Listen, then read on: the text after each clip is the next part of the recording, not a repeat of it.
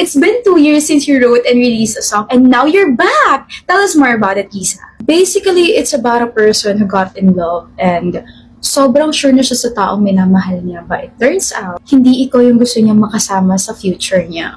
That is so heartbreaking. So, what's your inspiration for this song? My inspiration? My previous relationship. Huh?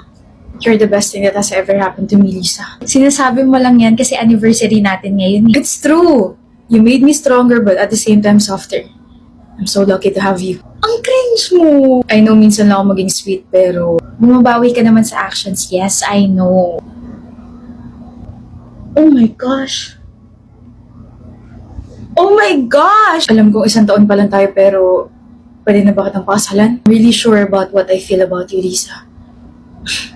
I really wanna marry you. Of course! Ramdam ko lang na ikaw yung taong para sa akin. So, yes! It's a yes! I'm sorry. I'm sorry, Lisa. Louie, you just proposed to me 3 months ago. Ito yung sing-sing mo. Nakikita mo ba to? Ito yung sing-sing na binigay mo. Ano yung sinasabi mo bumalik sa'yo yung ex mo? She called off her engagement and then she went to me and then she chose me. Kaya mo ako iiwan? Ganun lang yun? Bilis naman. Ay, ano yung sinabi mo na I'm the best thing that has ever happened to you? Ano yung sinabi mo na sure ka sa nararamdaman mo sa akin? Ano yung sinabi mo na you really wanna marry me? Ano yun? Guni-guni ko lang? Nananaginip lang ako? I didn't mean to hurt you. Intentional yung ginawa mo! I truly loved you. Pero kasi it got messy and nung sinabi niya yun, I realized that I wanna be with her. All my friends have kept on saying na red flag ka. Kasi wala ka raw emotional intelligence. Gusto mo raw ako agad pakasalan kahit hindi naman tayo masyado nag-date. Na you always seek validation elsewhere. Pero kahit ganun, I still chose you. Tapos sabay ganito. Para mo naman akong ginawang basura niyan. I'm sorry. I don't expect you to forgive me. I just hope one day you find someone who never doubts choosing you.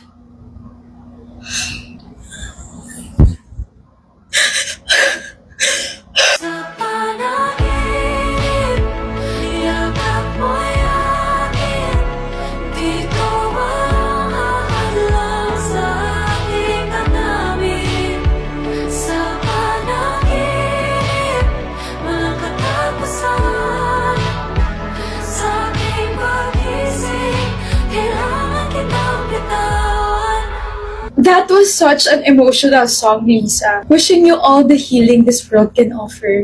Thank you. Habang iniikot ko yung tech booths, na-realize ko na it's not just about convenience. It's about giving passengers like me peace of mind every time I ride. Move It showed me that safety isn't just a promise. It's something they truly live by. And as a passenger, that's all I could ever ask for.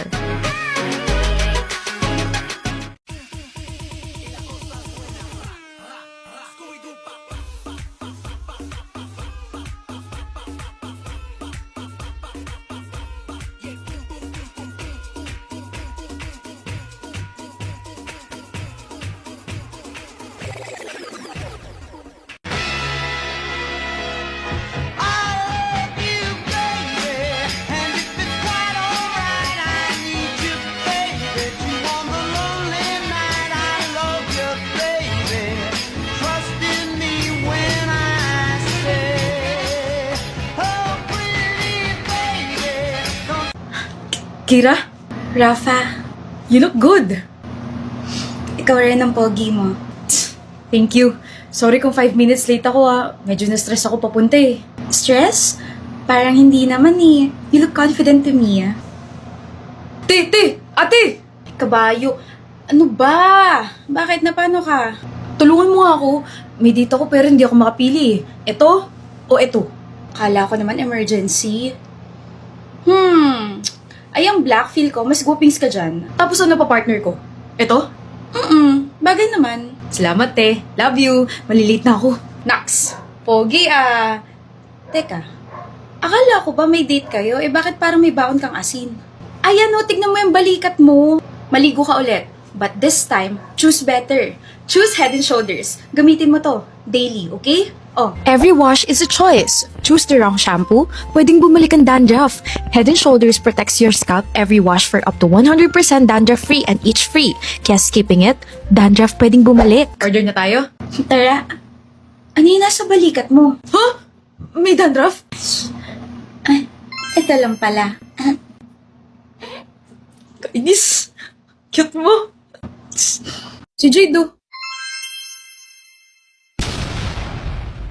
Uy, sumabit yung buhok. Maganda pa rin. Hi, Jade. Hi, papasok na kayo? Matagal na.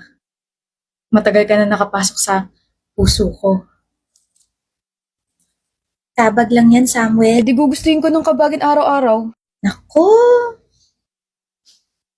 Gustong gusto mo? Sobra, pre. Paano mo nagustuhan si Jade? I mean, paano kayo nagkakalala? Sa classroom ba? Love at first sight ba? Hindi, oh. Bad trip! Shh mo mukha mo. nasa library tayo. Sorry. Bakit ka bad trip? Meron kang, wala kasi akong Issue? Oh, tinatawag ka ng kalikasan? Oo. Here's my pouch. May wipes and alcohol din dyan. May bidet din naman sa CR. Salamat ah. Oh, nandito ka pa pala. I was waiting for you. Talaga? Bakit mo naman ako hinihintay? Gwapo ko pala. Yung pouch ko. Oo nga pala. Here. Thank you. Nagugas ka? Joke lang. Of course you did. Paano kung hindi? Joke lang. Of course I did. Samuel nga pala. Jade. Second year fine art student, major in visual communication. Same. Oh, pero ngayon ako ito nakita. Ibang section? No. I just transferred here. Bakit ka lumipat? Ano nakain mo? Bakit ka tinawag? Hindi nga maganda maging chismosa. Sige, see you sa class, Jade. And that's how I met my future wife. Charot, hindi. Nalaman ko na lumipat siya kasi lumipat daw sila ng bahay. Tapos ayun, naging chismosa na ako sa life niya. Tapos hanggang sa nagustuhan ko na siya kasi nakilala ko na siya na sobra. Liligawan mo? Hindi pa napapanahon. Ayoko rin naman siya mabigla eh. Jade! Grabe, hindi ko alam na sobrang sikat mo na pala. Pinagsasabi mo dyan, Samuel. Ang dami nagkakagusto sa'yo. We, At ayun, may gusto sa'yo. wala naman na. Ako? What? Good morning, Jade. Mas maganda ka pa sa panaginip ng nanay ko. Nanalo raw siya sa pasugalan eh, kaso biglang nanakaw yung premyo niya, kaya mas maganda ka pa rin. See you later. We're blockmates. We're still gonna see each other. Alam ko, sinabi ko lang para may ma-look forward ka sa araw mo. Kinikilig ka? Tigilan mo nga ako sa ngiting yung Showbie. Masama na ngumiti. Isa. See you later, Jade. Jade, sabay tayo. May kasabay na akong kumain eh. Hindi. I mean, sabay na tayo sa pagtanda. Tigilan mo ako, Samuel. Tigilan? Baka mamiss mo ako bigla. Bakit? Saan ka pupunta? Sa CR? See you later, Sammy boy. CR daw, pre, naalala niyo yata yung first meet-up niyo. Shh. Binigyan niya na ako ng nickname. Sammy boy daw, pre. Kilig.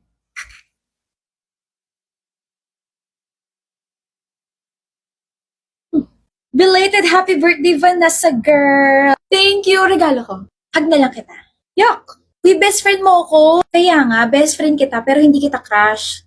Naks, bagong phone ah. Regalo sa akin nila mama. Ang ganda ng design, no? Kasi hindi ko pa alam kung ano yung mga features niya. Pero bagong release daw to ng Realme. The Realme C75.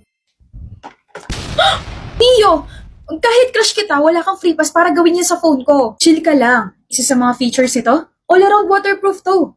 This Realme C75 is all-around waterproof. IP69, IP68, and IP66 rated. Can last under the water up to 3 minutes for a nozzle distance of 2.5 to 3 meters. Bukod doon, may 6,000 mAh massive battery and massive storage pa. Saan makakabili niyan? Edison pa, available na to sa Realme Philippines TikTok Shop and other e-commerce platforms. Oh, nagana pa rin. Pinakaba mo ako, visit ka. Wow. Mas pinakaba mo nga ako nung nalaman kong crush mo pala ako eh. Munti ko na tuloy hindi mo sabi spills ko. Ewan ko sa'yo. I like it too.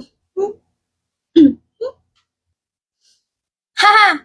May bago na nga siyang phone. May bago pa siyang love life. Ay, buti na lang bagong kulay itong buhok ko. Uy, Rachel, in fairness, pinayagan kang gumala. Ako lang to. Nagpaalam ka bang pupunta ka ng mall ngayon? Medyo? Oo, medyo.